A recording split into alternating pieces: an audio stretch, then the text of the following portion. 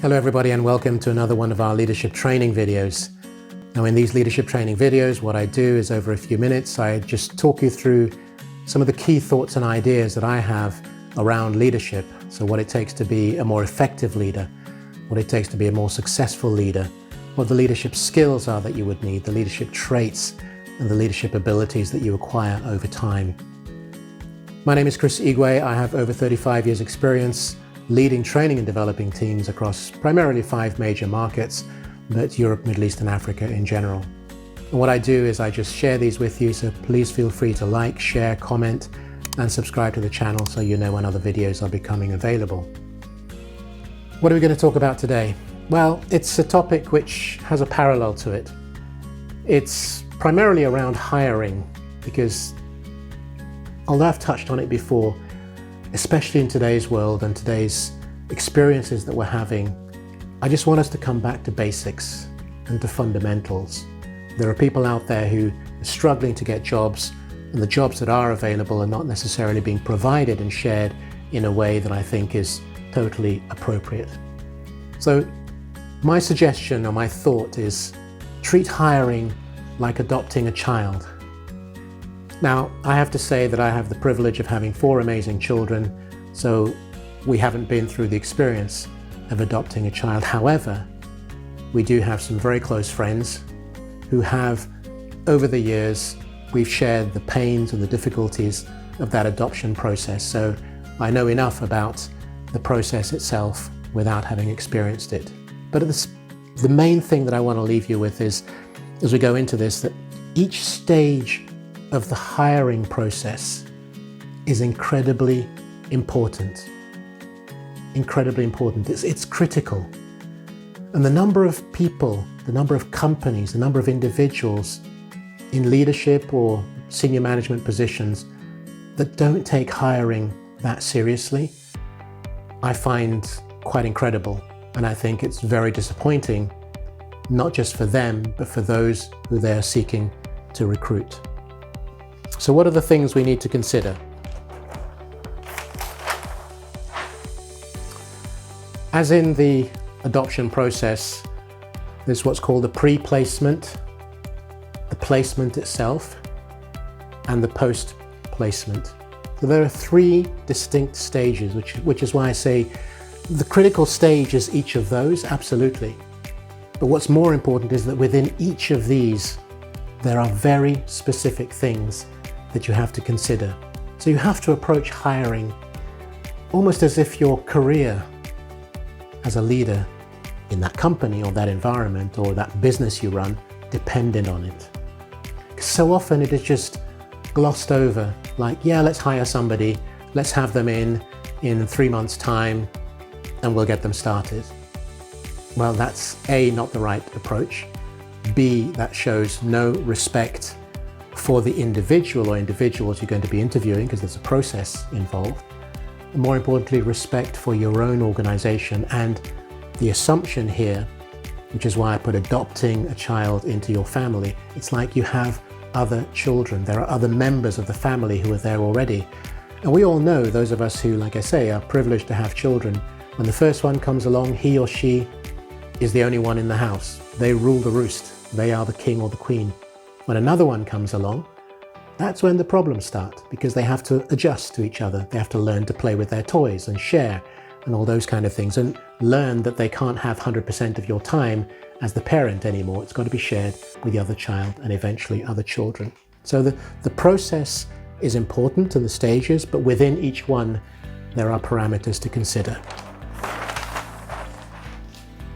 So doing a similar thing and breaking them down, and again, I don't want to make this too heavy, so each of these videos that I share with you, I just want to give you sound bites, and you can go away and delve a bit further or see where you are in that process yourself. So the first one is the pre. When you talk about pre, it's everything, of course, before the person arrives in-house or in the team or in the company. The profile.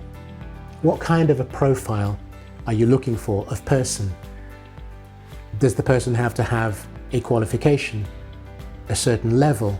Obviously, the more specialist you are, whether you're in science or mathematics or biology or whatever. You want people with a very specific kind of background and experience. And inevitably, it depends on whether it's a junior, so it's somebody coming in as a graduate, or somebody who's got a lot more experience. So this aspect of the profile is really important to really dig down into it, understand what it looks like and who you want in terms of the profile.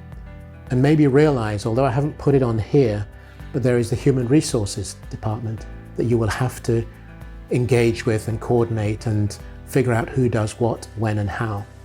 But define what the profile is. What background are you looking for? What experience? What knowledge? What specialist knowledge?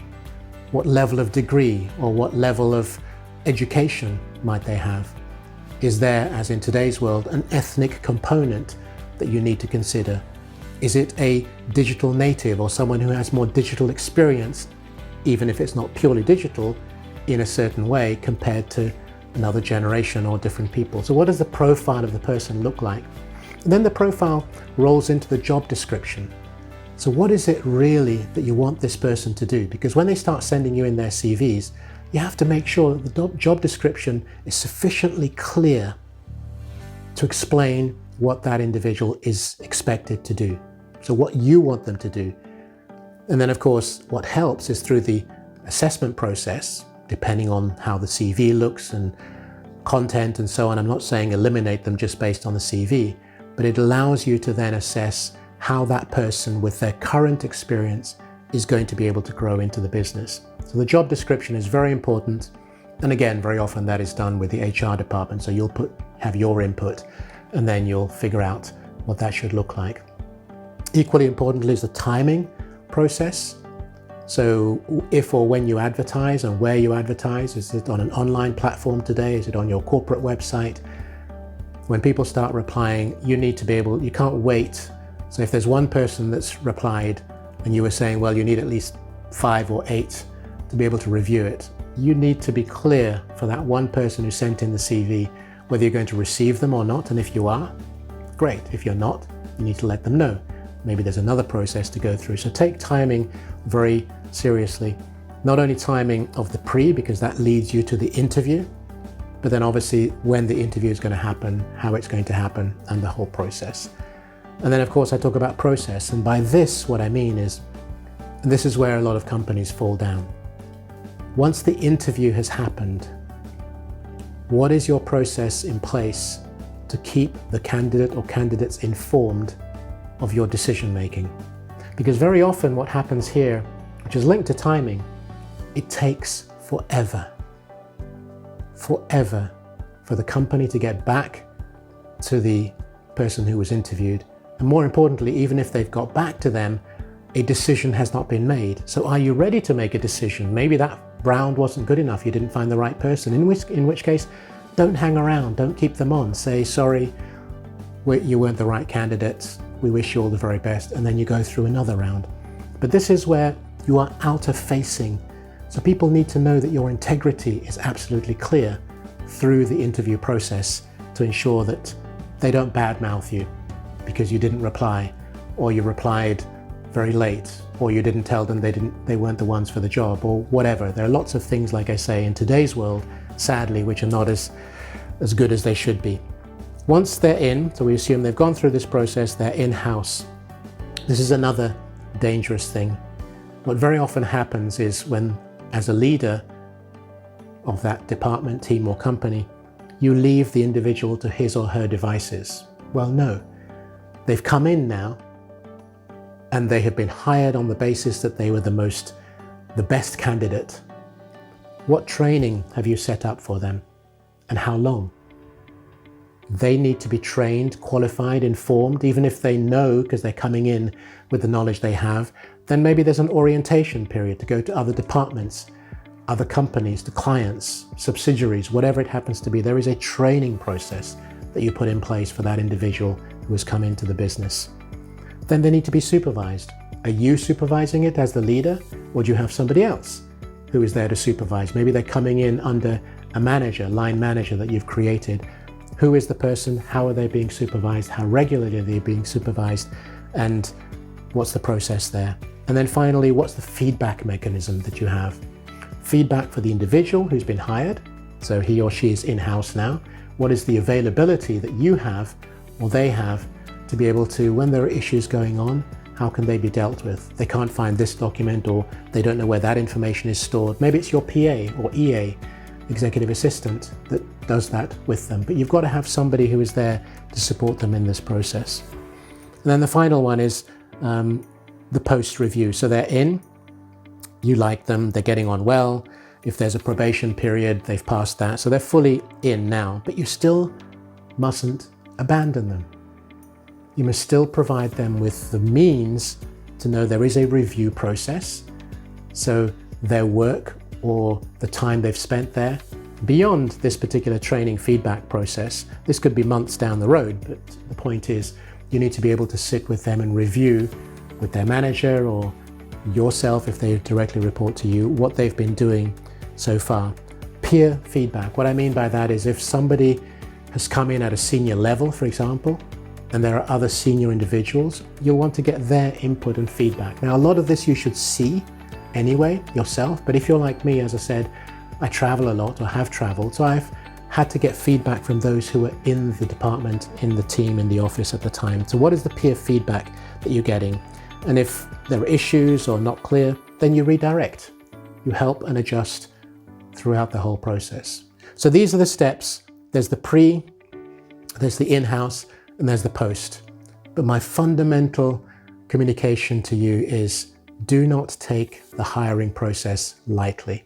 It is not just an add-on. You just don't carry on doing what you're doing and hope the process works.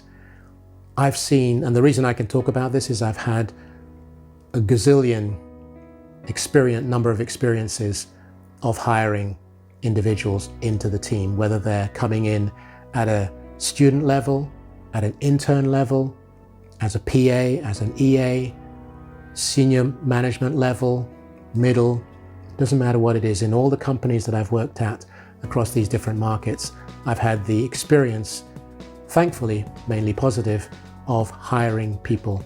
And also, if you imagine yourself as well, where you've been hired into a role or into a function. I've been headhunted on many occasions, and going into a new company, I know what it's like. So there are times when it's not been totally right, and I thought, once I'm in, I want to change that. That process was not very good, because it's your image as a company, as a brand, and your image as the leader. That's what you're going to use to attract great talent and leverage it in the future. If the process of hiring is one that people can say they did a great job, because today there are so many that do it in a very destructive way. As I said at the very beginning, there are many who are looking for jobs, but they're not being treated in the right way, because in many ways there is this obscurity of applying through the online system. So we have to be careful how we hire people and look at it as, I care about the people I'm bringing in, and I want to make sure that they are treated with respect. So I hope that has resonated with you. If it has, please feel free to like, share, comment, and of course subscribe to the channel so you know when other videos are becoming available. And until the next time, thank you.